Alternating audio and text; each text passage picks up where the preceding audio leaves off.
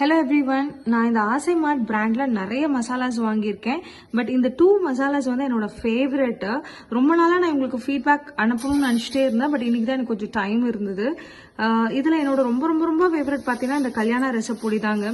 எங்களோட வீட்டில் எல்லாருக்கிட்டையுமே எனக்கு காம்ப்ளிமெண்ட்ஸ் கிடச்சிச்சு. ஸோ நீங்கள் ஒரு பிகினராக இருக்கீங்க, உங்களுக்கு எப்படி சமையல் பண்ணுறது தெரியலன்னா உங்கள்கிட்ட நிறைய வெரைட்டிஸ் ஆஃப் பொடி ஐட்டம்ஸ் வச்சுருக்காங்க. எல்லாத்தையும் நீங்கள் ட்ரை பண்ணுங்கள்.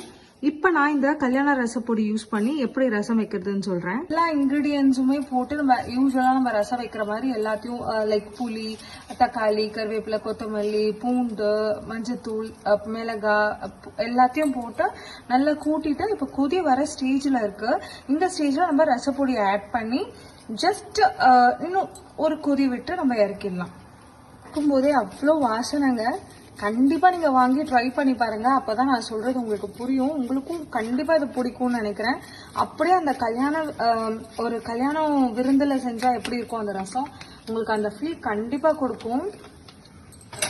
அதுக்கப்புறம் நான் ஆக்சுவலாக என்ன பண்ணேன்னா, முன்னாடிலாம் நானே தான் ரசப்பொடியெல்லாம் பண்ணிட்டு இருந்தேன்.